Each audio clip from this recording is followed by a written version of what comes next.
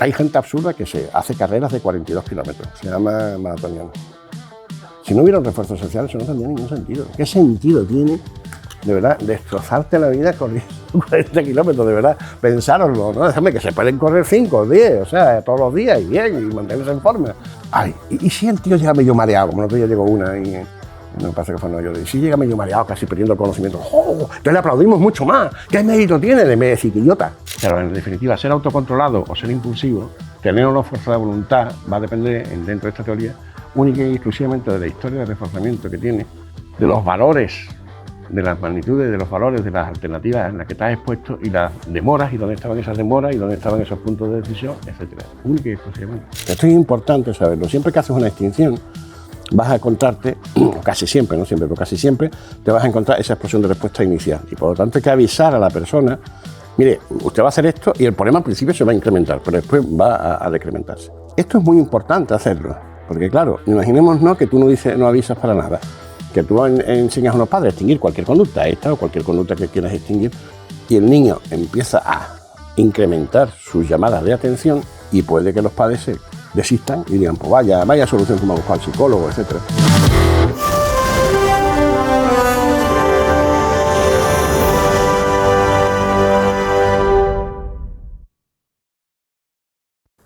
Bueno, pues otra vez más, Santiago, otra vez que estamos aquí, que esta vez nos hemos venido a tu tierra para grabar el curso. Y bueno, antes de nada, ¿qué tal estás? Un poco cansado, ¿verdad? Un poquito, ¿no? Porque han sido muchas horas de grabación seguida, pero bien. Sí, todavía las que nos quedan en realidad. Que bueno, vamos a hacer un poquillo un repaso por el curso para, si la gente lo quiere adquirir, pues que sepa más o menos qué se puede encontrar. Y recuerdo que la primera unidad iba un poco de la introducción al condicionamiento operante. Entonces, te quería preguntar, bueno, vamos a hacer un repaso muy superficial por cada cosa. A lo mejor te pregunto alguna curiosidad o te pregunto por los conceptos básicos, pero poco más. Entonces, respecto al módulo, bueno, la unidad de introducción al condicionamiento operante, ¿qué es eso del condicionamiento operante y cuáles serían los principales autores, por ejemplo? Sí, bueno, yo creo que hay dos, claramente, autores, empezando por el final de tu pregunta, que son... El concepto de condicionamiento operante es un término creado por Skinner. Antes de Skinner se hablaba, y generalmente, fíjate, si tienes un manual de psicología del aprendizaje o de psicología general, y en lugar de hablar de condicionamiento operante, hablas de condicionamiento instrumental, es que no está en la tradición skinneriana. Es lo mismo, a efectos prácticos, es decir, tanto el condicionamiento instrumental como el operante consiste en cómo el sujeto, los sujetos, digamos, aprenden a hacer respuestas en función de qué consecuencias traen esas respuestas, ¿no? Es decir, el condicionamiento operante es lo que estudia, si el condicionamiento clásico que veíamos en el módulo 1, lo que veíamos es cómo los sujetos establecían relaciones entre acontecimientos externos a él, es decir, era capaz de ver, no sé, cómo el trueno sigue al rayo, ¿no? O al relámpago. En el condicionamiento operante, lo que el sujeto aprende es cómo, si hace determinada cosa, ocurre determinada otra cosa, las consecuencias, ¿no? Y en la tradición pre-skinneriana se decía que la conducta era un instrumento para lograr un fin. Pero claro, precisamente eso suena a teleológico o lomarquiano, es decir, como si hubiera una finalidad, ¿no? Se busca una finalidad. Y, hombre, Skinner, que siempre intentó desde el principio hacer una teoría objetiva del comportamiento, intentando perder cualquier contacto con lo que fueran en términos subjetivos, términos teleológicos, por razones lógicas desde el punto de vista del evolucionismo, etc., pues hace un término meramente descriptivo. Y él dice, condicionamiento operante es aquel que se describe como el sujeto opera sobre el medio, lo transforma y a su vez esa transformación que él ha producido sobre el medio transforma a su vez al sujeto.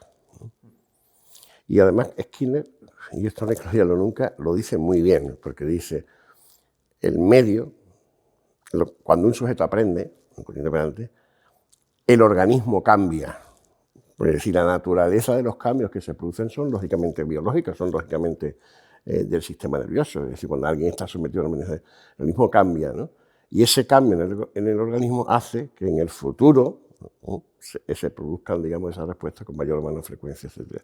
Es muy interesante porque, esto ya lo añadiría yo, no es Skinner, ¿no? Pero leyendo la obra de Skinner se comprende que la naturaleza de dichos cambios no es el objetivo de la psicología, y sin embargo sí es objetivo de la psicología el resultado de esos cambios. Es decir, hasta qué punto, con el condicionamiento operante estudiamos qué conductas cambian, más frecuentes, menos frecuentes, en función de qué consecuencias, ¿no? Y esto es básicamente el condicionamiento operante, ¿no? Vale, estamos hablando de Skinner, que al final es la principal figura en todo esto, y una de las cosas que mencionas ahí, que se suele decir mucho de él, es al final Skinner como sujeto ateórico, ¿no? ¿Qué cuentas de todo esto en él? Sí, bueno, claro, que claro, todo depende de qué entendamos por teoría. Hay un artículo fundamental de Skinner que se llama, además está traducido al castellano, está en muchos sitios se pueden encontrar en la red, ¿no? Que se llama ¿Son necesarias las teorías del aprendizaje? Y ahí Skinner define claramente su posición. De hecho, Skinner defendió durante un tiempo de que no hay nada más práctico que una buena teoría. Esa frase de Skinner, ¿no? Es decir, que de ateórico nada.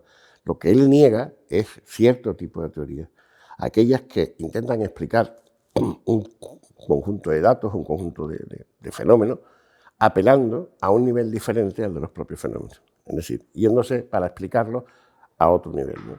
Ese es el tipo de teoría que Skinner trata de evitar en todo momento. Él dice, bueno, si tú estás hablando de datos conductuales y estás teniéndolo en cuenta con relación a cambios ambientales, la teoría se debe quedar en una formalización de las relaciones entre el medio ambiente y la conducta del sujeto. Por supuesto que es una teoría, porque hay que trabajar con categorías, y esas categorías son categorizaciones, abstracciones, algo que vamos a ver, que vemos precisamente en este módulo, que es una abstracción, etc. Son categorizaciones y abstracciones que el científico hace con los datos, con el material que está trabajando, ¿no? Y naturalmente hay términos teóricos y hay formalizaciones. Lo que no le parece legítimo a Skinner, y no nos parece legítimo a Skinner, ¿no?, es tratar de explicar una serie de datos yéndose a nivel de otros datos, ¿no? Sería algo así, pues, vamos a suponerlo, imaginémonos que un sujeto está trabajando datos dentro de la física, o sea, sin movernos de la física. Alguien está trabajando en fenómenos eléctricos, en el fenómeno eléctrico y tal, y de pronto se va para intentar explicar un fenómeno de tipo eléctrico, se va a intentar explicarlo en términos, por ejemplo, de la mecánica clásica, de la pura mecánica. En principio no tiene sentido. En principio no tiene sentido. Pudiera ser que hubiera un momento en el que alguien hubiera conectado todos esos campos, pero de entrada, digamos, una cosa son los datos y el tipo de teoría que había que hacer sobre la electricidad, y otro tipo sería el tipo de datos que habría que hacer para explicar el movimiento de los cuerpos en el espacio, ¿no?, en función de las fuerzas, etc. Serían en principio cosas diferentes. Pues un poco con esta metáfora, están muchísimo más cercanos, además, lo que serían los datos de la mecánica y los datos de la electricidad, que lo que serían aquellos sitios a los que apelan las teorías, digamos, que Skinner rechaza, que son sitios ignotos, porque lo que en realidad hacen es intentar explicar la conducta y la relación con el ambiente a base de construcciones teóricas que se quedan como descolgadas de esos datos empíricos. Entonces, ningún problema si los conceptos que uno maneja se manejan en el mismo nivel de observación.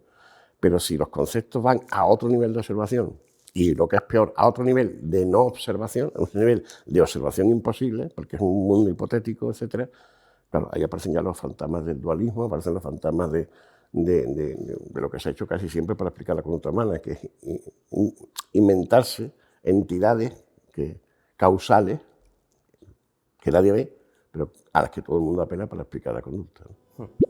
En esta unidad también, bueno, al final es todo un poquito lo que decíamos, introducción, se hace un repaso por los principales conceptos, términos, etc. Entonces, ahí también tú hablas de la precisión terminológica, la importancia que esto tiene y muchos errores que se dan incluso en los propios conductistas. ¿Qué nos puedes contar sobre eso? Sí, bueno, es decir, a veces son problemas de traducción, a veces son problemas de que incluso se han utilizado en las primeras etapas del conductismo con un poco más de relajo, ¿no? Y bueno, después de un cierto madurez ya de lo que sería el análisis de la conducta, sí conviene ir utilizando los términos de forma precisa, porque básicamente para no producir errores, porque, a ver, con los términos hay dos problemas. Los científicos crean términos para nombrar las cosas y tener un lenguaje común. Y además un lenguaje que sea unívoco. Es decir, es muy importante en ciencia que el lenguaje no sea susceptible de interpretaciones diferentes. Es decir, si yo te estoy diciendo en física que es la fuerza, cualquier físico entiende lo mismo, ¿no? O qué es la energía, cualquier físico entiende lo mismo, etc. Entonces, en psicología exactamente igual. Entonces, en análisis de la conducta, pues, si yo te digo que es un reforzador, todo el mundo iba a entender lo mismo. Claro, por ejemplo, en términos como reforzamiento, reforzador o refuerzo, que a veces se están utilizando indistintamente, precisa cosas muy diferentes, ¿no? Cosas muy diferentes. Una cosa es, digamos, lo que sería el reforzador, es decir, el estímulo. Otra cosa sería la relación que tiene ese estímulo con alguna respuesta, lo que llamaríamos reforzamiento o castigo, la contingencia. Y otra cosa es el efecto de todo eso, que sería lo que llamaríamos el refuerzo. Entonces yo creo que tener esa precisión terminológica es fundamental para tener un lenguaje común, para entender, para que no haya malentendidos del lenguaje y para que al final los debates teóricos en ciencia sean relativos a los hechos, no relativos a las palabras. Gran parte de las pseudociencias discuten mucho sobre palabras y no sobre hechos, sobre palabras que no tienen significado o que tienen confusos significados. Entonces son los debates que hay que evitar en ciencia. En ciencia los debates tienen que ser sobre hechos y por lo tanto lo primero que tenemos que tener muy claro es qué nombres tienen esos hechos, ¿no? Estamos hablando un poco de malentendidos, de confusiones, cosas que sí se acaban por un u otro motivo entendiendo un poquito mal. Y muchas veces con todo este tema del condicionamiento operante, en general el conductismo, por ejemplo, cuando se aplica a la educación, a la crianza, se toma como que se está intentando que los niños sean robots o que se está intentando extrapolar cuestiones que se han investigado con ratas a un plano humano y somos distintos y todas estas cuestiones. Entonces, llegan a puntos de absurdo de preguntar, ¿es que hay que dar un pellet a un niño? ¿Qué puedes decir? Sí, bueno, muchas veces son críticas malintencionadas, simplemente formas de ridiculizar y que no merece la pena ser respondidas, ¿no? Es decir, porque además son como de muy bajo nivel intelectual, ¿no? Algunas. Pero hay gente que sinceramente piensa que damos un salto muy grande cuando pasamos de un laboratorio de animales, por ejemplo, como rata paloma, a los seres humanos. Yo le plantearía lo primero y quizás lo fundamental. ¿Estamos de acuerdo que la conducta sigue leyes o no sigue leyes? Porque claro, si no sigue leyes, no tiene ningún sentido hacer psicología. Es decir, en cualquier caso la psicología debería ser algo así como un arte interpretativo, en todo caso y tal, pero totalmente subjetivo y además, si creemos que la conducta está sometida a leyes, es decir, y es la única forma de construir una ciencia, que es asumir, para empezar, el principio de determinismo. Es decir, sin determinismo no hay. Ese determinismo no tiene por qué ser un determinismo mecanicista, puede ser un determinismo de tipo probabilístico, etcétera, pero hay determinismo, es decir, hay leyes. Pues bien, en segundo lugar, una vez que tú tienes esas leyes, o sea, una vez que tú tratas de esas leyes, en física, nadie plantearía que hay ningún problema en explicar, bueno, yo qué sé, el vuelo de un avión, que es una cosa muy compleja, seguiría las mismas leyes, por ejemplo, con las que podemos explicar en el laboratorio la caída de las cosas que hacía Galileo, ¿no? El plano inclinado, etcétera, la mecánica, etcétera. Nadie dudaría de que, aunque sean fenómenos muy complejos el uno comparado con el otro, una bolita cayendo por un plano inclinado, en otro caso no, nadie dudaría que las leyes están funcionando con las mismas. El ser humano es muy antropocéntrico y tiende a pensar que es muy especial y tiende a pensar en estos casos que el tema de la conducta humana es un tema muy especial, tal. Bueno, yo insisto, es decir, nosotros pasamos del laboratorio a la conducta humana porque lo que transferimos son funciones. Es decir, a nosotros no nos interesa el efecto de la comida sobre la conducta de dar a la palanca. A nosotros nos interesa el efecto de algún cambio en el ambiente que tiene como consecuencia el aumento de la tasa de una respuesta. Sea cual sea la respuesta, sea cual sea el estímulo y sea cual sea la especie. Entonces, si tú eres capaz de encontrar en otra especie, en otro ambiente, en cualquier situación, una relación similar, estás ante ese fenómeno. De la misma forma que cuando alguien dice energía igual a masa por la velocidad de la luz al cuadrado, no te está diciendo, oye, pero esto te vale para una masa de pan, o sea, un bollo de pan, o una silla, o la nevera, si la ponemos en órbita y tal, ¿seguiría las mismas leyes? Pues naturalmente que sí, es decir, naturalmente que sí. Es cuestión de medir la masa, la velocidad con la que se desplaza ese objeto y ya está, y de ahí sale la energía, ya está. Es decir, es exactamente igual. Sí, se pueden hacer transferencias de unas situaciones muy distintas a otras, absolutamente mucho más simples, como son las del laboratorio, sencillamente porque precisamente el laboratorio lo que te permite es aislar las variables que son relevantes. y a partir de eso la función, transferencia, lo que estamos haciendo es observar la misma función, aun cuando los componentes de esa función sean muy diferentes. Vale, pues dentro de esta unidad introductoria también otro de los mitos que quiero rescatar, que ahí se comentan, es el mito de que el conductismo se olvida de los contextos, que puede sonar ridículo, absurdo, pero que muchas veces es lo que se reproduce esa idea. Bueno, se suele decir con cierta... Es decir, porque esto hay que tener cuidado, claro, a veces con una cierta realidad, es decir, de que el conductismo es una teoría meramente descriptiva. Es decir, que lo único que hace es describir. Claro, todo esto tiene que ver, pero que no explica. Entonces, todo esto tiene que ver de nuevo con qué entiendes por explicación. Si entiendes por explicación irte a otro nivel para explicar un nivel, pues sí, el conductismo sería puramente, meramente descriptivo, porque no consideramos legítimo explicar, tratar de explicar los hechos de un determinado nivel de observación, de un determinado, de lo que nosotros, el concepto de nivel de observación es muy importante en Skinner, porque es lo que marca, digamos, lo que marcaría el objetivo de una ciencia. No tendría ningún sentido, por ejemplo, explicar un fenómeno biológico a través de la lógica, del lenguaje, de los datos, de la física atómica. Esta es la idea. ¿Quieres decir que el ser biológico no tiene átomos? Claro que sí. Pero tú no puedes explicar la reproducción yéndote a las moléculas y los electrones. Pues eso es lo que no es legítimo. Entonces, si entendemos por teorizar irse de un nivel a otro, desde luego que no. No somos teóricos en ese sentido y son meramente descriptivos. Ahora, claro que utilizamos conceptos. ¿Qué es un concepto? Un concepto es una categoría, un nombre que le damos a un conjunto de hechos que de alguna forma tienen algo en común. Claro, cuando nosotros hablamos de reforzador no estamos hablando de la comida, no estamos hablando de una alabanza, estamos hablando de cualquier cosa que funcione de determinada forma. Y entonces son nombres de categoría. Y claro que tenemos conceptos, tenemos muchísimos conceptos. O sea, en ese sentido, claro que no es una mera descripción. No es una descripción anecdótica, ¿no? De la rata le dio a la palanca y entonces tuvo la comida. No. Nosotros, una vez que observamos eso, también observamos que la paloma le pica la tecla y también obtiene comida, pero también podemos observar que un sujeto humano, no sé, es decir, le da al móvil y obtiene que le han respondido, ¿verdad? Y esa conducta aumenta frecuencia. Y lo que estamos observando entonces es que podemos agrupar la comida de la rata, la comida de la paloma, la alabanza que le hacemos al niño o la aparición del mensaje en el móvil, lo podemos agrupar bajo el concepto de reforzador porque en determinadas situaciones funcionan de la misma forma, con respecto a respuestas muy diferentes, ¿no? Como pueden ser la respuesta del picoteo de las palomas, de dar la rata a la palanca, del niño hacer una intervención en clase que es alabada, o el adulto que abrir el móvil y ver lo que aparece, ¿no? Vale. Todo lo que vemos en esta unidad introductoria, vamos, es muy extenso, pero tampoco me quiero detener mucho más para poder pasar a las siguientes unidades. Simplemente preguntarte por la importancia del concepto de operante clase a la hora de delimitar lo psicológico. Yo creo que es un concepto esencial y fundamental de la teoría de Skinner.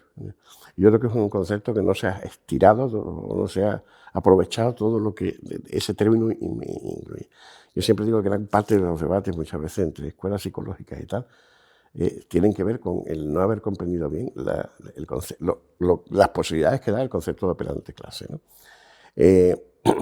Operante clase simplemente es, para empezar, te indica, fíjate que la operante clase es la unidad, es decir, es lo que nosotros medimos, ¿no? Y es una clase de respuesta, sí, es un concepto, no es algo... Si cuando tú dices, por ejemplo, la rata le da a la palanca para conseguir comida, dar a la palanca no es nada. Lo que son hechos concretos son cada una de las veces que la rata consigue mover la palanquita, etc. Si lo observaras molecularmente con mucho detalle, te darías cuenta que todas esas respuestas son diferentes. Son diferentes en fuerza, son diferentes en el ángulo con el que ataca la palanca, son diferentes en la duración.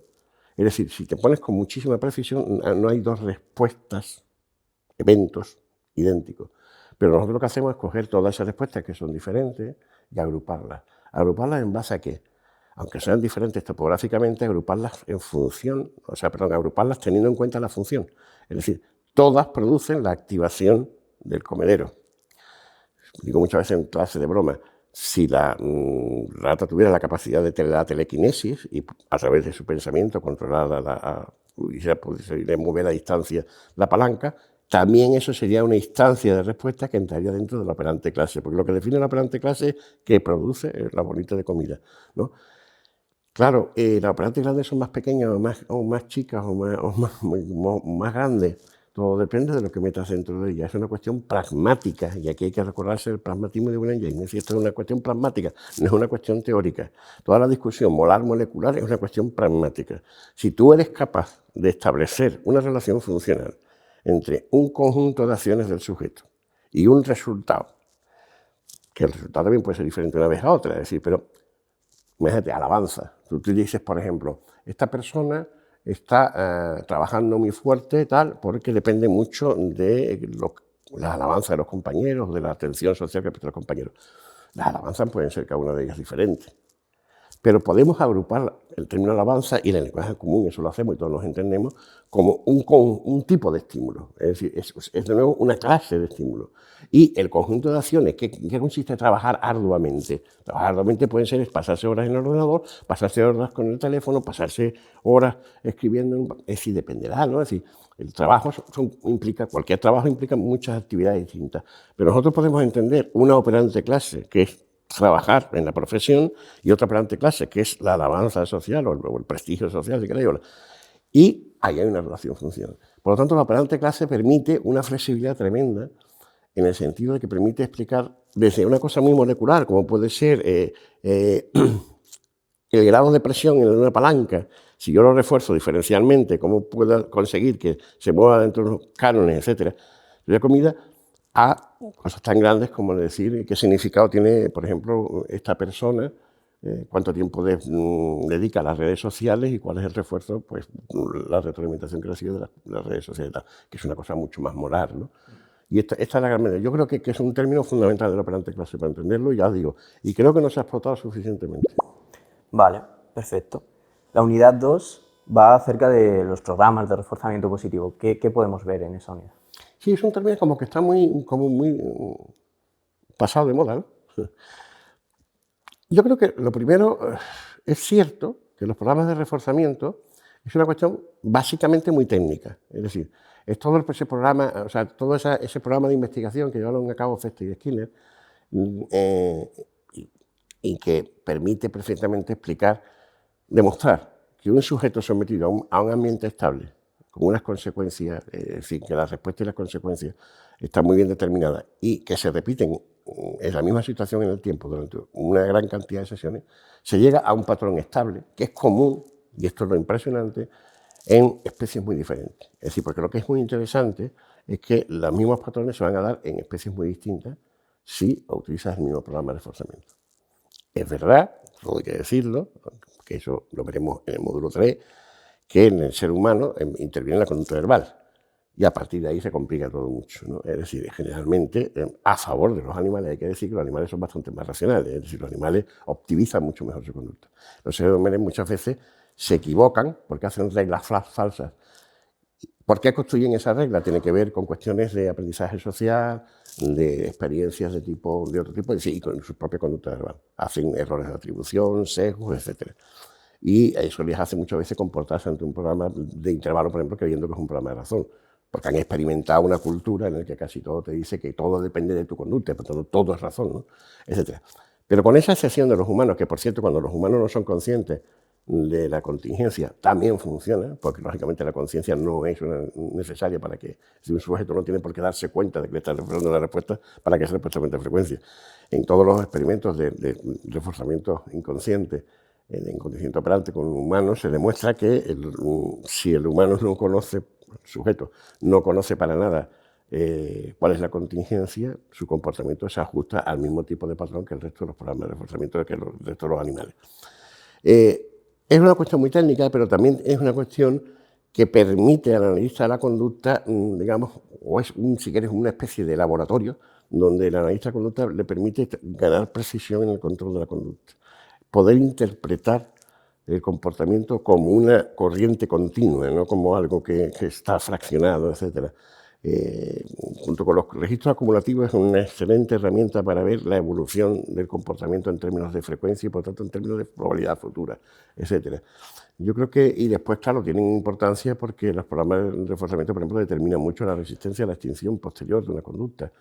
Lo que se suele decir siempre, los juegos de azar, ¿no? Es decir, cuando alguien es reforzado intermitentemente, después le va a costar mucho más trabajo dejar esa respuesta que una respuesta. Por ejemplo, si yo digo siempre, si un jugador empezara jugando y desde el principio tuviera mucha suerte y las 5 o 6 primeras veces que juega ganara dinero, lo dejaría más fácilmente que si un jugador juega 3 o 4 o 5 veces no gana, pero la sexta sí, después es decir, la intermitencia es muy terrible, ¿no? Y eso, por ejemplo, es una cosa característica de los programas de reforzamiento. En fin, es un tema. Y también te permiten, y yo creo que es una perfecta demostración de la complejidad de la explicación skinneriana, la complejidad del condicionamiento operante. Es decir, muchas veces se ha dicho, es una psicología de estímulo-respuesta. Es absurdo. Es decir, porque lo que nosotros hacemos es organizar una compleja historia, ¿no?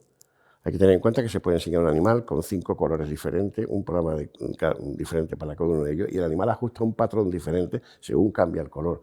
Claro, esto no es estímulo-respuesta, esto es algo mucho más complejo. Esto es, cada color representa una compleja historia que da lugar a un determinado patrón, no una conducta, una respuesta sí o no, sino a un determinado patrón, una forma de organizar la conducta, que cambia si cambia el color, etc. Estás hablando de creación de 5 historias, cada una de las cuales se reproduce a la vez en función es decir, son situaciones muy complejas que demuestran un excelente control de la conducta, ¿no? Te iba a preguntar justo que si Skinner era eso, estímulo-respuesta y ya está, pero más o menos ya lo has comentado, entonces quiero volver a traer un poco el tema que estás hablando también de la intermitencia, hablar de los juegos de azar. El reforzamiento intermitente es un término que se ha popularizado muchísimo en los últimos años, sobre todo cuando hablamos de las relaciones, del amor, que luego haremos un episodio hablando más en profundidad sobre todo eso. Pero te quería preguntar si tiene sentido el que estos términos de reforzamiento intermitente los traigamos para intentar explicar determinadas dinámicas que se dan en las relaciones, hablando un poco desde la psicología popular, desde las explicaciones que da la gente de la calle. Entonces, bueno, ¿hay algo que se dé por reforzamiento continuo en la vida real, realmente? No, claro, es decir, el reforzamiento continuo no existe prácticamente en la vida real. Hombre, existe en las situaciones más mecánicas, si quieres, ¿no? Es decir, nuestra relación con las máquinas, por ejemplo. Generalmente, cuando le damos al mando, se enciende nuestra televisión. Y generalmente, si le damos al canal 6, pues se enciende el 6, ¿no? Si no hay un fallo, claro. Es decir, si vamos a meter una moneda en una máquina de refresco, normalmente nos da, etc. En esas situaciones muy simples sí se da el reforzamiento continuo, ¿no? Es decir, pero fuera de esas situaciones así, muy de relaciones de nosotros con las máquinas, es decir, son relaciones mecánicas, en el mundo social y tal, los reforzamientos son siempre intermitentes, claro. Y por eso, de ahí la importancia de los programas de reforzamiento, es decir, porque es que no es necesario que cada respuesta tenga una consecuencia, ¿no? Lo que sí es importante es cómo se van modulando en función de los refuerzos, van entrando y saliendo tipos de, o sea, respuestas dentro de lo que es esa operante clase, que la operante clase siempre es dinámica, nunca está fija. Es decir, porque claro, en función de la historia van entrando nuevas acciones y van saliendo nuevas acciones, ¿no? Entonces, bueno, en ese sentido, claro, en el mundo social todo es intermitente. Ahora, claro, todo puede ser intermitente en distintos grados. Es decir, claro, ¿qué duda cabe, por ejemplo, que puede haber padres que refuerzan al niño continuamente, muchas veces contingentemente, que este es el problema, es decir, con independencia de lo que el niño haya hecho, pero supongamos que lo hacen bien. Hay padres que son más reforzantes en el sentido de que se acuerdan más frecuentemente de decirle al niño lo estás haciendo bien, animar, etc. Y hay padres que a lo mejor que lo hacen con menos frecuencia y tal. Y ahí pueden empezar a aparecer diferencias importantes en la conducta del niño, ¿no? Entonces, sí, yo creo que ese tipo de análisis es válido. Es verdad lo que dices, es una cuestión de psicología popular. Entonces hay que tener cuidado con la psicología popular de siempre. Es decir, nos indican que por ahí van los tiros, porque es decir, la sabiduría popular no hay que despreciarla. Es fruto de la experiencia compartida durante miles de años. Entonces, claro, cuando algo se hace viral y se mantiene unos 7 años y dice, bueno, tenemos que, porque ahí suele haber un hecho. Ahora, claro, la ciencia hace un análisis mucho más preciso y tal. Entonces hay que tener cuidado, sí. Estamos todo el mundo tentado a decir, bueno, en el amor, por ejemplo, ¿qué es mejor? O sea, ¿qué crea más dependencia o más resistencia a la extinción, ¿no? Si a una persona que te refuerza continuamente y diariamente todos los días, o una persona que es como más lejana, ¿no? Que es como más, que dosifica, digamos, Hombre, pues claro, al principio del reforzamiento intermitente diría que la resistencia a la extinción, pero claro, no hay que olvidar nunca una cosa. Para llegar a cierta intermitencia hay que haber pasado por grados menores de intermitencia. Entonces, si tú estiras mucho la intermitencia, se produce un fenómeno que es la bulia o la apatía, que la vemos en la unidad precisamente del programa de reforzamiento, que es que de pronto el sujeto deja de hacer la conducta. Entonces, cuidado, ¿no? Es decir, las historias son muy complejas. Las historias de la vida real son muy complejas, pero las herramientas analíticas que tenemos nos permiten al menos aproximarnos a esas historias, ¿no? Vale, pues para terminar la unidad 2, simplemente preguntarte por el vínculo, que lo comentas también un poco de pasada, entre los programas de reforzamiento y esa farmacología conductual. Sí, claro, eso es todo un desarrollo que es muy importante. Es una de las muchas cosas que la disciplina del conocimiento operante de Skinner y toda la tradición skinneriana ha aportado a eso que llamamos ahora neurociencia. La caja de Skinner es como si fuera el microscopio de cualquiera que investiga en conducta, por ejemplo, a nivel farmacológico, que es decir, cómo se pueden probar los fármacos, sobre todo si un fármaco sospechas que tiene efectos sobre la conducta. Pues, el mejor sitio para hacerlo es una caja de Skinner, ¿no? Y un programa de reforzamiento. Los fármacos a veces tienen efectos muy diferentes unos a otros. Por ejemplo, imagínate que tú dijeras algo así, en una observación espontánea tú dices, tengo un fármaco que reduce la conducta. Bueno, eso es como muy burdo, ¿no? En un programa de reforzamiento te puede ver que hay fármacos que aumentan las pausas. Tú ves el registro acumulativo, el animal cuando responde a la misma velocidad que si no tuviera el fármaco. Sin embargo, en los momentos que haces pausa, esas pausas se alargan considerablemente. Esos son unos fármacos. Pero hay otros fármacos que lo que hacen es bajar la velocidad manteniendo las pausas. Entonces son dos efectos muy finos y muy diferentes que te permitiría empezar a plantearte por qué este fármaco afecta a esto y por qué otro fármaco afecta a lo otro. Digamos, ayudaría a todo lo que sería una teoría psicofarmacológica, ¿no? De hecho, trabajando con programas de reforzamiento, a veces fármacos que no se sospechaban que tenían ningún efecto sobre la conducta, pero se hace un cribado, es decir, suele ser muy habitual en muchos tipos de fármacos de probar, entre otras cosas de seguridad, probar programas de reforzamiento con fármacos nuevos que tú no sabes nada. Y se observó, sobre todo en la época clásica, hoy se sabe mucho más en farmacología, lógicamente, que un fármaco de una familia química totalmente diferente tenía los mismos efectos que otro que pertenecía a otra familia química.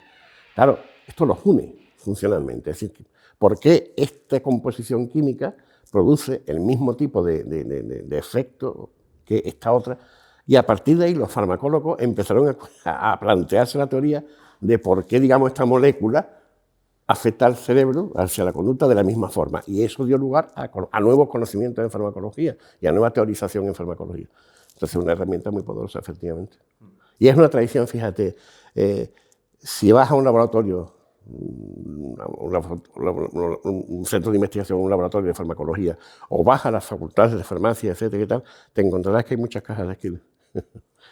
Porque es un sitio donde se trabaja mucho. Sí. La unidad 3 es acerca del reforzamiento negativo. En ella dices cosas como que la conducta de evitación ejemplifica la necesidad de explicaciones molares de la conducta. ¿Qué quieres decir con esto? Sí, bueno, siempre se intenta, a ver, si uno se fija molecularmente en qué ocurre detrás de una conducta, en el campo del reforzamiento positivo es relativamente fácil, ¿no? Te puedes decir, detrás de la palanca viene la comida, ya está, la comida es el reforzador, etc. La conducta de escape es exactamente igual, el sujeto está recibiendo una estimulación aversiva, hace algo y termina la estimulación aversiva. Ha habido un cambio inmediato producido por la respuesta. Pero claro, la conducta de evitación ocurre que no pasa nada y si haces las cosas bien siguen sin pasar nada. Es decir, cuando tú estás, por ejemplo, imagínate, ¿no? Una rata que está dándole a la palanca para evitar una descarga eléctrica, es decir, para que no llegue la futura descarga eléctrica, pues claro, no hay descarga eléctrica y previamente porque está haciendo la respuesta sigue sin haber descarga eléctrica, es decir, no hay ningún cambio aparente, ¿no? Y esto fue un misterio para los psicólogos de los años 40 que intentaron, que no les cabía en la cabeza la posibilidad de una relación que no fuera la contigüidad. Entonces, claro, si no tenemos un estímulo que cambie, visible, que cambie inmediatamente cada respuesta, ¿qué se hace? Pues como yo tengo una teoría y soy un cabezón y tengo una teoría de la contigüidad, pues me tengo que inventar el estímulo. Y me lo invento dentro de la cabeza del sujeto, en términos de relojes temporales o en la propia conducta, etc. Se hicieron una serie de hipótesis muy forzadas para intentar, digamos, inventarse un cambio en algún otro plano de la realidad que no era el de la observación, ¿no? Bueno, esto lo hicieron conductistas, esto es precisamente lo que los conductistas criticamos del resto de compañeros, entonces no se debe de hacer, ¿no? Entonces quizá sea salirse un poquito de esta idea de la contigüidad de cada respuesta, esta molecularidad, y ver más el sentido global, es decir, lo que se dice sobre todo al final, ¿no? de esa unidad, es que hay situaciones experimentales en las cuales se puede demostrar que un animal, una rata, es capaz de aprender a dar a la palanca simplemente para reducir el número de choques que va a recibir, pero en donde no hay ningún tipo de contigüidad. Es decir, detrás de cada palancazo a veces incluso viene una descarga. Es decir, no es que... Pero la reducción de la frecuencia de choque, la reducción de la tasa de estímulos aversivos es, digamos, lo que explica. Entonces, esa visión más moral, es decir, señores, aquí tengo una conducta que cuanto más frecuente es, menos desgracias ocurren, es una interpretación conductual y que yo creo que es en este campo en donde más se ha abierto hacia una interpretación de tipo moral, ¿no? Que no, en psicopatología muy tradicional, en la psicopatología tradicional muy tradicional, cuando una persona, por ejemplo, hace un TOC, ¿no? una respuesta típica de trastorno compulsivo, es decir, hace un ritual y lo repite un montón de veces, ¿no? ¿Qué sentido tiene esa conducta? Que como aparentemente no tiene ningún sentido, la interpretación más rápida es decir, bueno, es que de esta forma reduce la ansiedad. Eso hay que demostrarlo. Primero hay que demostrar que tiene ansiedad y hay que demostrar que se reduce la ansiedad. Si se demuestra y se mide esa ansiedad de forma objetiva y se sabe que eso es así, perfecto. Pero la mayoría de las veces es una hipótesis. Entonces hay que buscar más un sentido global. ¿A qué sentido global tiene lo que hace, ¿no? Entonces, probablemente si molarizas, es decir, si coges unidades de conducta y de ambiente más grandes, probablemente tu explicación sea más correcta. Vale. Otra de las cosas, bueno, haces un repaso por Maurer, por Sidman. ¿Tú qué más destacarías realmente de esta unidad? A mí es que me gusta mucho, o sea, yo sigo además muy fielmente en esta unidad un maravilloso artículo de Herstein y Highline, me parece que son, sí, Herstein y Highline, que plantean, se llama algo así como teoría y método de la conducta de evitación, así, un artículo de los años 60. Y me gustó mucho ese artículo precisamente por su desarrollo teórico, es decir, por su desarrollo histórico. Hacían un repaso de todas las técnicas de evitación para acabar precisamente en esta conclusión, ¿no? Y yo ahí lo que destaco de la teoría de evitación es que se ha ido pasando. Es una especie de lucha interna conductista además, y no hay un debate, si queréis, entre los más contigüistas y más moleculares y cómo se inventaba un procedimiento y que creaba unos retos, cómo los contigüistas a su vez intentaban una interpretación que era plausible, que era interesante, cómo después se inventa otro procedimiento para poner en cuestión esto. Es muy bueno el nivel de avance, cómo se puede debatir con datos, con experimentos, sobre conceptos teóricos que a veces no tienen atados. Pero muchas veces los conceptos teóricos son como corpiños que nos restringen, ¿no? Y que nos obligan, digamos, y decir, bueno, abre un poco más la cabeza y ser un poco más flexible y empieza a interpretar las cosas de una forma diferente. Ojo, cuando estoy diciendo que sea flexible, sigo hablando de datos y sigo hablando de experimentos, es decir, no estoy hablando de ficciones, ¿no? Pero que muchas veces algunos experimentos, y lo que es muy interesante en el terreno, plantean un reto a esa visión restringida que tenemos y, bueno, como no podemos explicarlo, tenemos que inventar unos nuevos conceptos, si quieres, una nueva forma de ver la realidad, porque la realidad está ahí. Es decir, el experimento te está diciendo que nada cambia detrás de la respuesta y, sin embargo, están las respuestas, ¿no? Llegando casi al ecuador del curso, en la unidad 4, hablas de los programas concurrentes, de la conducta de elección. ¿Qué es la conducta de elección, para empezar? Bueno, con lo que todo el mundo entiende, elegir es tomar un camino frente a otro, ¿no? Así puedo decirlo a ver. Elegir es algo más sutil todavía, porque elegir es también, yo, por ejemplo, si yo estoy hablando ahora mismo contigo aquí sentado, pues es porque no estoy de pie o corriendo o no estoy en mi cama durmiendo. Es decir, siempre estamos eligiendo. porque siempre estamos eligiendo entre lo que estamos haciendo en ese momento y todas las demás cosas que podríamos hacer, ¿no? El concepto de elección está muy vinculado a una visión del ser humano como un ser libre que toma decisiones desde dentro, ¿no?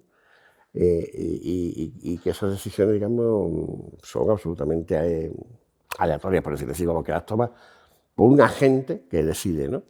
Lo que es muy interesante de la conducta de elección es que se puede demostrar que los animales también toman decisiones, entre comillas, lo de toma de decisiones, pero que al final es su historia como sujeto la que decide. Es decir, es la historia que el sujeto tiene con relación a distintas alternativas la que determina hasta qué punto va a coger una alternativa o va a coger otra, etcétera, ¿no? Todo esto lleva a muchos campos, ya ha permitido el desarrollo de muchas cosas. Por ejemplo, el desarrollo de la economía conductual, que es toda una línea de trabajo dentro de la economía o de la microeconomía, que guarda mucha relación con estos principios del aprendizaje de la conducta de elección. Después también con la ecología conductual, que tiene que ver cómo se distribuyen los recursos de las poblaciones, etcétera, y con campos como, por ejemplo, el autocontrol, etcétera. Por supuesto que un conductista no piensa en el ser autónomo, es decir, en el ser autónomo que decide más allá de todo. Es decir, el conductista entiende al organismo como un sujeto que tiene una historia, que en función de esa historia se va a comportar. Y por supuesto puede ser perfectamente predicho si va a elegir A o va a elegir B, si conoces bien la historia. Y de hecho todos los experimentos que hacemos en conducta de elección tienen que ver con eso, con construir una historia a dos alternativas y de ver en un momento determinado, pues, hasta qué punto va a elegir una u otra, o hasta qué punto va a distribuir su tiempo entre una y otra, etcétera, ¿no? Entonces es un campo, yo creo que absolutamente apasionante, muy desarrollado a nivel, y antes me hablabas de teoría en condicionamiento operante. Si alguien quiere ver teoría en condicionamiento operante con una tradición claramente skinneriana, que se meta en el campo del análisis cuantitativo de la conducta de elección. Ahí hay teoría, ahí hay ecuaciones, ahí hay conceptualizaciones muy abstractas como son las matemáticas, etcétera, pero sobre datos absolutamente de laboratorio y predicciones precisas, no acerca de ciertos estatus cerebrales. No decimos cuánta capacidad asociativa, recuerdo el primer módulo, cuando hablábamos del modelo de escuela Barley, por ejemplo, ¿cuál es la fuerza asociativa en un estímulo? No, aquí estamos hablando de cuál es la frecuencia con la que una rata le va a dar una palanca. Eso es un dato absolutamente observable y no es una variable teórica, es una variable práctica.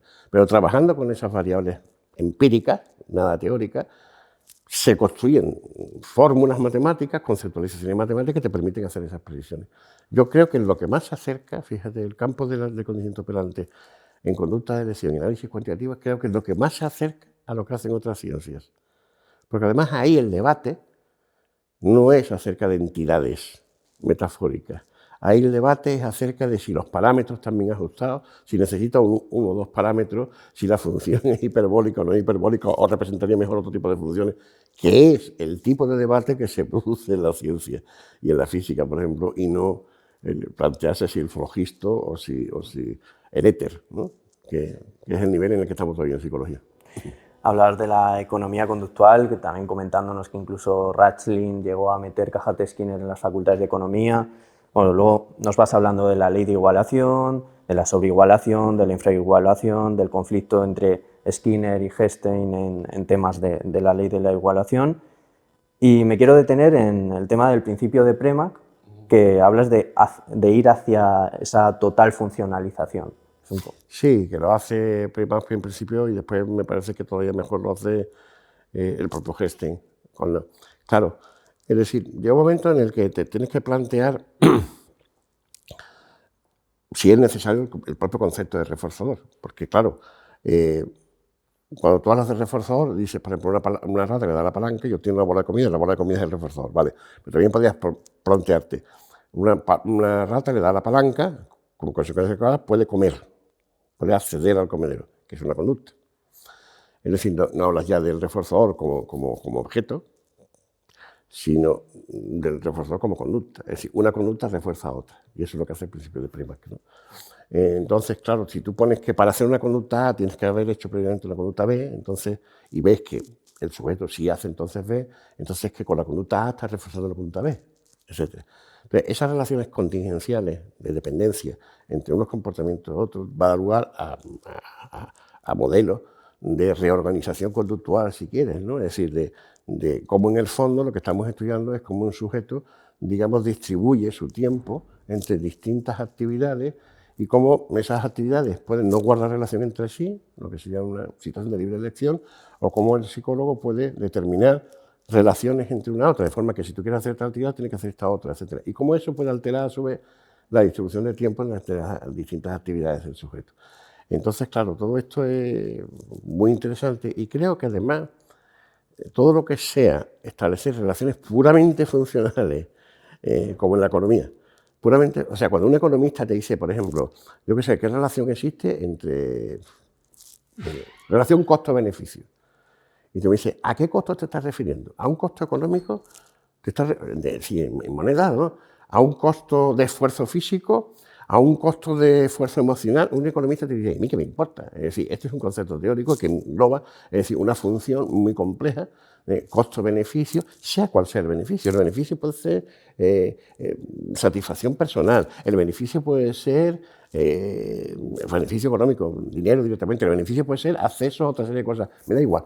Entonces, yo creo que esa funcionalización, que de alguna forma viene de la ley de igualación y de todo esto de la conducta de elección, que a su vez, digamos, es una especie de economización de la psicología, economización en el sentido de entrar en conceptos de tipo económico, yo creo que libera a la psicología de otra serie de conceptos que pertenecen a otros niveles, de otras ciencias, que son ciencias, pero de otras ciencias, como es, por ejemplo, los aspectos fisiológicos del reforzamiento. Es decir, a ver, voy a poner un ejemplo, ¿no? Es decir, si tú estás trabajando con ratas en el laboratorio y estás hablando de la comida, supongo que hay un problema muy importante de saber el equilibrio nutricional de las ratas.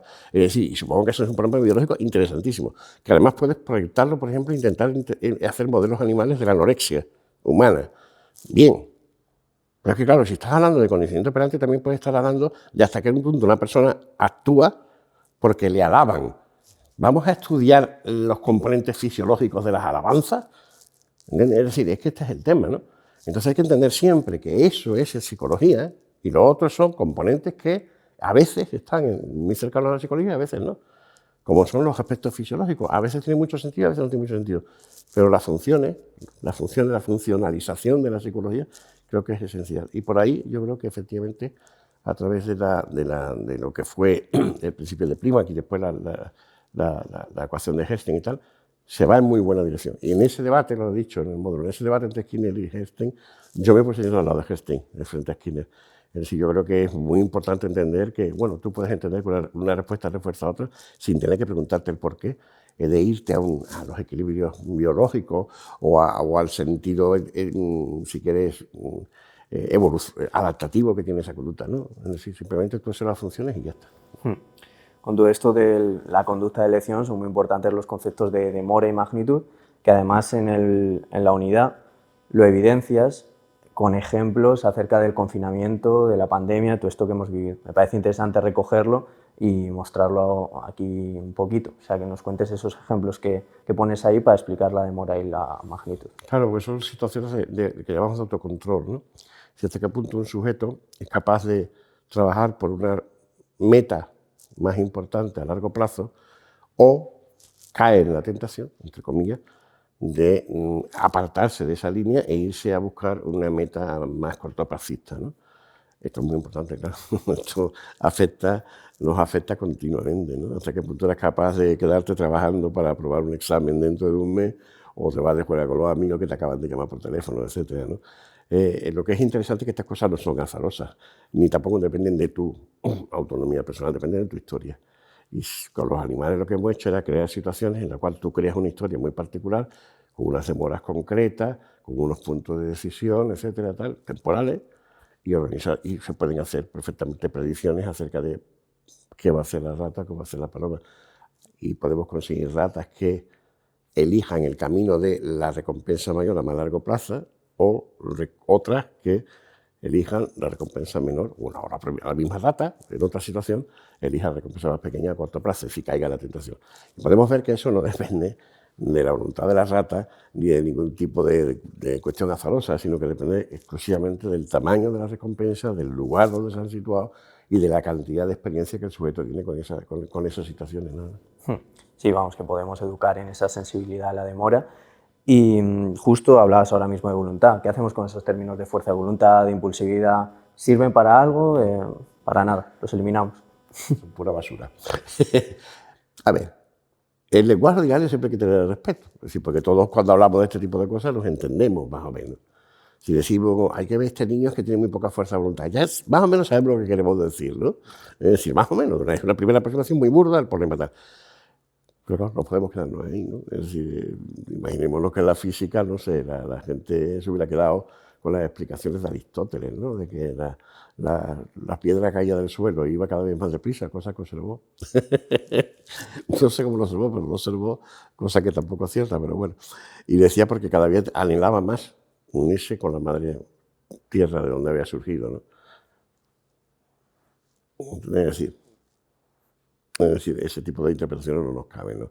En voluntad, impulso, la mayoría de las palabras del lenguaje ordinario, fijaros, nos dan pistas, pero no son procesos. Probablemente son muchos procesos implicados. Y una de las ingenuidades que ha cometido la psicología y la sigue cometiendo es creer que esas palabras representan procesos y por tanto requieren hasta de su propia asignatura. Entonces, bueno, es de las muchas cosas que hay que modificar en psicología, ¿no? Empezar a aprender, quizás, claro, es decir, quizás cuando la ciencia madura crea su propio lenguaje, ¿no? Entonces, claro, a mí me gustaría mucho más que en la asignatura que he dado toda mi vida, que se llama Psicología del Aprendizaje, en lugar de eso, me dijeran, mi asignatura se llama Condicionamiento Operante, o Condicionamiento Clásico, o Control de Estímulos. Porque de esta forma, digamos, no estaríamos apelando a una palabra que cuando decimos aprendizaje estamos incluyendo condicionamiento clásico, condicionamiento operante, control de estímulos y muchas más cosas, ¿no? Es decir, entonces,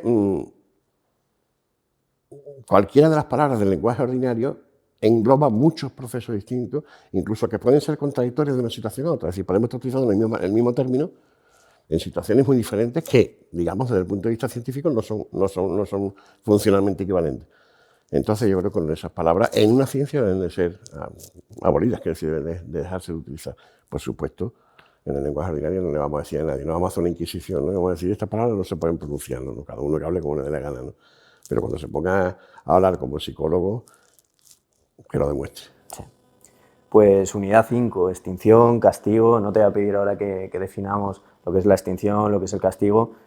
Sí que lo vemos ahí, también algunos ejemplos con rabietas infantiles, de qué depende la resistencia a la extinción, vemos muchísimas cosas por ahí. Sí que me quiero detener en la hipótesis de la superstición de Skinner, de 1948, y la relación que eso puede tener, ya no solo en cosas como, también hablamos del TOC antes, de las propias compulsiones que se dan en el TOC, cómo se va forjando todo eso, sino que me quiero detener en otra cosa que comentas, que viene a ser un poco el origen de las religiones por estas conductas supersticiosas. Claro. Bueno, primero la hipótesis de Skinner hizo un experimento muy famoso en los años 40 sobre que llamó la superstición en la paloma, y que simplemente en aquella época, bueno, yo creo que toda su vida ha sido muy contigüista, es decir, ha entendido siempre que los reforzadores refuerzan a la conducta inmediatamente anterior y punto. Y bueno, era una situación en la cual se soltaban las palomas, estaban en una caja de Skinner, recibían comida de vez en cuando y supuestamente por accidente reforzaban ciertas conductas en cada paloma y tal. Bueno, vemos después lo que es la revisión con el de estado en Isímera, es decir, cómo hace un análisis más serio de que aquello no ocurría exactamente como decía Skinner. De ahí se ha pasado a decir, bueno, todo lo que dijo Skinner fue una tontería porque el estado en Isímera tenía razón. Y yo os digo una frase, ¿no? Dejará Estado en lo que es de Estado y a Skinner lo que es Skinner. Y para, bueno, la frase de la Biblia es al César lo que es de César y a Dios lo que es de Dios. Y todo el mundo sabe que Dios es Skinner, lógicamente no es Estado, por muy bueno que haya sido Estado. Quiero decir que claro que se puede producir la superstición, pero no a largo plazo. Es decir, nadie va a hacer una conducta supersticiosa y mantenida a largo plazo exclusivamente por los accidentes. Cuando alguien mantiene el origen de una conducta supersticiosa, y ahí podría estar el origen de muchas pautas religiosas y de nacimiento de la religión, posiblemente pueden tener que ver con accidentes. Se hacen ciertas cosas y resultó que dejó de llover o el volcán dejó de lanzar piedras y tal, etc. Entonces, sí, pero evidentemente el origen, evidentemente las religiones se mantienen en el tiempo porque son formas de control social. Las religiones se mantienen en el tiempo por cuestiones de reforzamiento social de grupos, porque son formas de identidad de grupo, etc., ¿no? Entonces, si las religiones fueran tan puras como dicen, habrían desaparecido hace mucho tiempo. No se mantienen a base de los milagros, no. Se mantienen a base de, por ejemplo, de las identidades nacionales. Yo soy cristiano, tú eres musulmán. Esto justifica el que nos peguemos y justifica el que yo, por ejemplo, te conquiste una serie de territorios, ¿no? Y vayamos en la cruzada, etcétera, y tal, y a los otros les justifica por ciertos sistemas políticos que no son precisamente democráticos hoy en día, etcétera. Es decir, la religión son formas siempre formas de control social y por tanto se explican no como un accidente, sino como una construcción social que tiene una utilidad sobre todo para los poderosos, ¿no? Pero obviamente el origen pudo ser accidente, ¿no?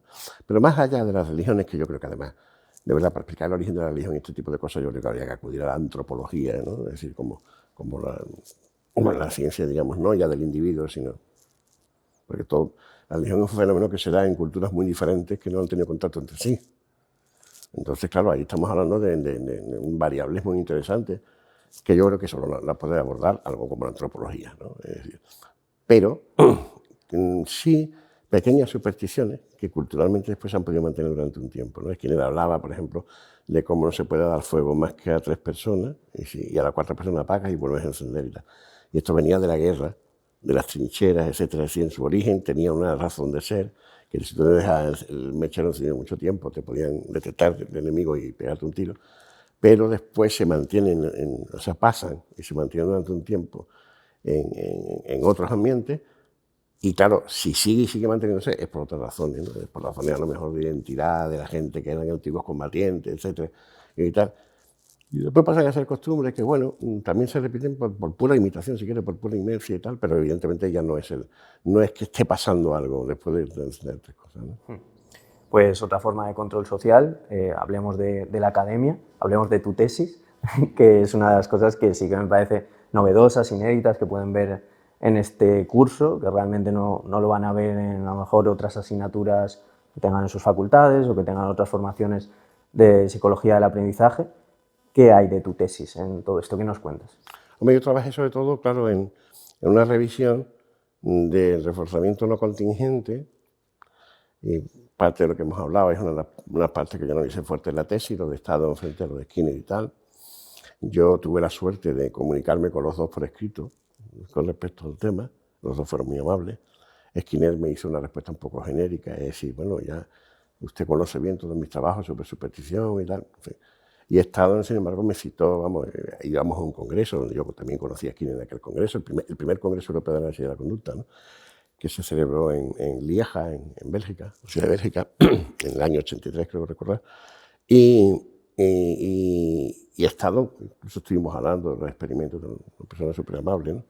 Entonces, bueno, de mi tesis, decir, yo básicamente trabajé sobre reforzamiento no contingente, sobre reforzamiento negativamente contingente, lo que era el procedimiento de omisión, y yo observaba siempre que había picotazos en la paloma después de haber comido, después del reforzador. Siempre. Incluso en los programas, si quieres, de intervalo fijo, se escapaba un picotazo y después venía la pausa. Entonces, a mí aquello me llamó la atención, empecé a investigarlo, hasta qué punto el reforzador estaba actuando como estímulo discriminativo de la situación, es decir, acabo de terminar, ahora está el momento de picar, o como funcionaba como motivación de incentivo y tal, y un poco eso cuento un poco, muy brevemente, esa historia, que bueno, a mí me sirvió mucho la tesis, digamos, era una tesis de otra época, es decir, yo revisé muchas cosas que no tendría por qué haber hecho ahora, en una tesis ahora, pero a mí me sirvió mucho porque me aclaró mucho lo que era la revisión de todas las variables que afectaban al castigo negativo, al procedimiento de omisión, todas las variables que afectaban al reforzamiento no contingente y todas las variables que afectaban a las transiciones entre ellos, ¿no? Y entonces, todo eso, que después tenía relativamente poco que ver, pero eran los cimientos para después lo que fue mi parte experimental, que era ya los efectos moleculares de cada reforzador, etc. Entonces, bueno, le tengo mucho cariño, además, un poco preparando este tema, me ha hecho volver a releer y me he quedado asombrado de lo que yo era capaz de hacer. Entonces, ahora no sé si sería capaz, ¿eh? Bueno, más cositas que vemos en esta unidad 5.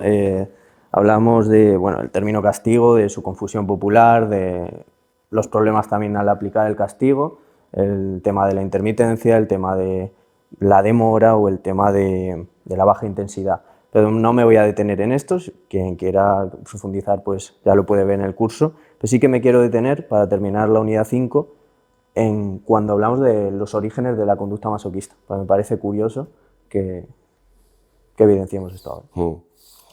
Bueno, a ver, tú sabes que, a ver, una de las cosas que tienes que aprender, que veremos en el próximo módulo, en el módulo 3, cuando hablamos de análisis conceptual de la conducta, que es eso del conductismo. Una de las cosas que el conductismo tiene que ser es humilde, si es realmente funcional y si no es mecanicista. Es decir, un modelo mecanicista de la ciencia busca siempre el origen de las cosas, como si hubiera un único origen.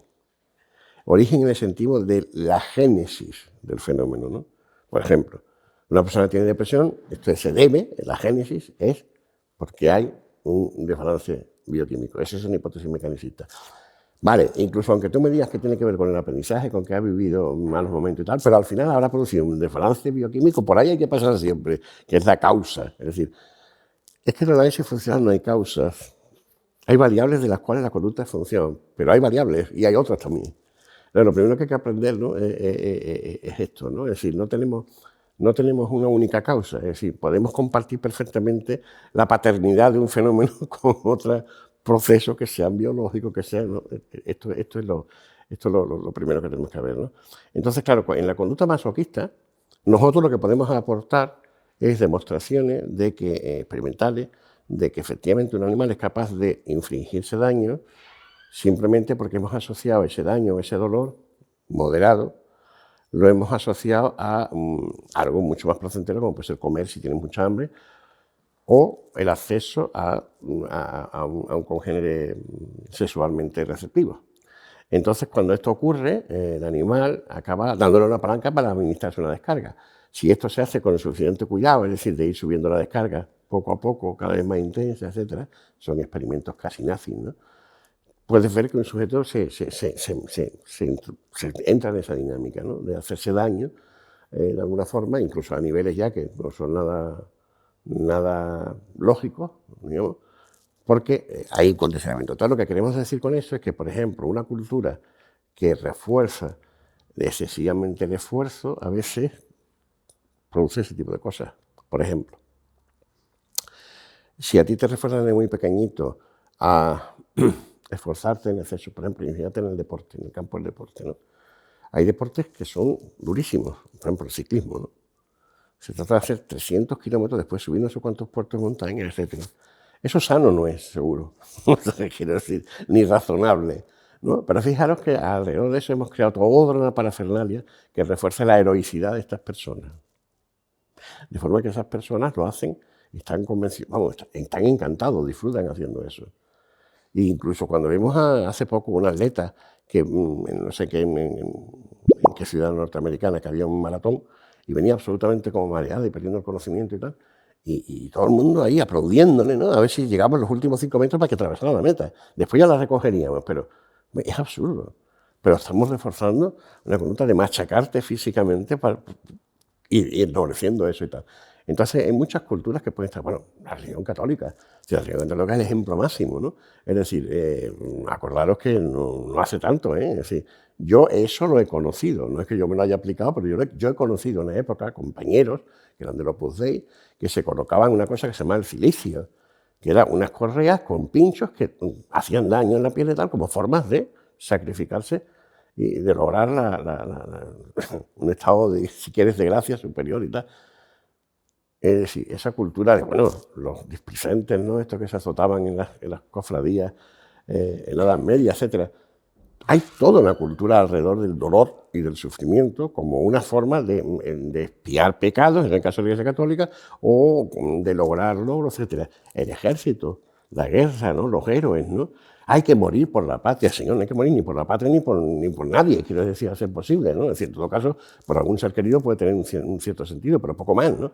Pero hay que morir, hay que morir. Entonces la muerte se convierte, no sé si somos novios de la muerte. Todo eso nos lleva a considerar muchas veces el dolor y el sufrimiento como algo positivo, porque tiene una finalidad noble, por lo que sea. Todo eso lleva a una concepción masoquista, claro, de la vida. Entonces yo creo que hay dos tipos de masoquismo, de todas maneras. Hay lo que llamaría el masoquismo puramente psicológico, que no tiene por qué ir unido a la práctica sexual, que es, por ejemplo, las personas que aprenden recibir cariño, recibir la atención, o sea, han tenido una historia, ¿no?, a base del sufrimiento, del castigo. Entonces hacen mucha insistencia en lo mal que les va la vida, les gusta sufrir, quiero decir, les gusta sufrir y demostrar que han sufrido, ¿no? Ese patrón se da, es relativamente frecuente, ¿no? Es decir, y bueno, yo creo que ese es un patrón. Y otra cosa es el masoquismo sexual, que puede haber tenido un origen igual, es decir, imaginémonos. No creo ya sé que el sexo, cuando en la adolescencia, se adquiere rápidamente. Quiero decir, los primeros orgasmos son muy importantes. Si tú tienes una fantasía, te masturbas, tienes un orgasmo, rápidamente lo normal es que al día siguiente vuelvas a pensar en aquello que te llevó al orgasmo, que es el mismo tipo de fantasía, etc. Entonces puedes caer muy fácilmente en una dinámica de tener ya unos gustos, tu propia fantasía, tu propia personalidad, si quieres, sexual. Claro, si tú compartes el sexo relativamente con facilidad con otras personas, te tendrás que adaptar a esas otras personas, a sus fantasías, etcétera, con lo cual, pero claro, si eres una persona aislada, solitaria, etcétera, y va entrando en ese círculo, pues bueno, y una de las cosas que te podría pasar sería, bueno, que hubieras visto, por ejemplo, una escena de este tipo de cosas, ¿no? Alguien que sufre muchísimo y al final las chicas o el chico, la pareja le da absolutamente el reforzamiento sexual por lo héroe que ha sido, etcétera. Claro, ya estás entrando en una dinámica en la cual tú puedes crear una fantasía y a partir de esa fantasía, tal. Entonces, el mecanismo sería funcionalmente muy similar, pero hay que reconocer una cosa, ¿eh? Yo creo que hay también factores biológicos. Por eso te decía, yo soy conductista, entonces yo entiendo que de estas variables puede ser función la conducta masoquista, pero puede haber otras variables que también, de las cuales también sean función, ¿no? Bueno, pues hasta aquí la unidad 5, que ya hemos hecho un buen repaso por todo esto y bastantes spoilers de lo que puede la gente ver en el curso. Entonces, por no entretenernos mucho más, sí que lo comento yo de pasada, que la unidad 6 va acerca de la generalización, vemos un poco qué es eso de generalizar. La unidad 7 sobre la discriminación, qué es eso de discriminar, vemos la tesis doctoral de Skinner, la discriminación con o sin errores. También se habla acerca de las cadenas de conducta, las posibles aplicaciones que esto puede tener a la hora de establecer programas, horarios en escuelas u otros centros. La unidad 8, que es la atención como control por el estímulo. Hablas también de la conducta abstractiva y bueno, un montón de cosas más, las que ahora tampoco nos vamos a detener. Y la unidad 9, las discriminaciones condicionales. Entonces, como te decía, por no entretenernos mucho más, sí que quería, aparte de evidentemente darte las gracias por todo el esclavismo al que te hemos sometido estos días una vez más, que despidas tú el vídeo comentando un poco a la gente por qué puede ser atractivo que adquieran este curso en particular. Sí.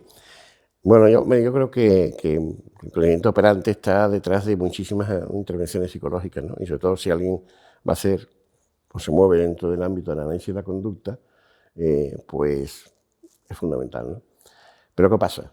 Que en nuestras facultades se explica con muy poco tiempo. No voy a decir mal, porque yo soy uno de los profesores de aprendizaje de mi facultad y yo y mis compañeros creo que lo hacemos bastante bien y estoy seguro que yo y mis compañeros de otras facultades lo hacemos bastante bien. Pero claro, lo hacemos dentro del tiempo que nos dan y dentro de las limitaciones de lo que significa la planificación de los estudios de psicología en España, que, como ya me habéis oído decir muchas veces y lo digo aquí descaradamente, me parecen absolutamente nefastos y absolutamente ridículos, ¿no?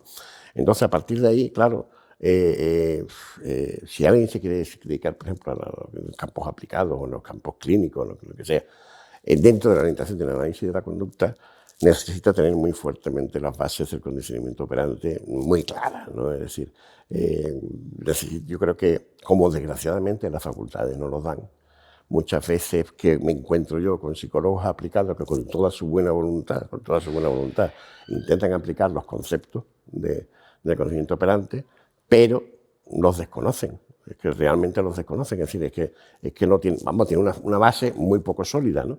Y entonces a veces atribuyen a conceptos un poco mágicos, ¿no? A veces, ¿no? Entonces yo creo que lo fundamental de todo el curso, de los 3 módulos, ¿no?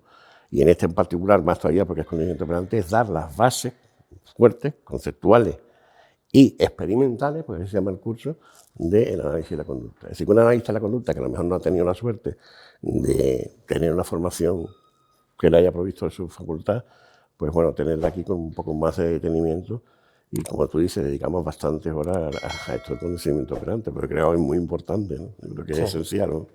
Sí, además que este es el segundo módulo, que los vamos a separar en 3 cursos, pero que todavía nos queda otro módulo de grabar, que sería el tercero para terminar el curso de Fundamentos Conceptuales y Experimentales de Análisis de Conducta, que es el conjunto global.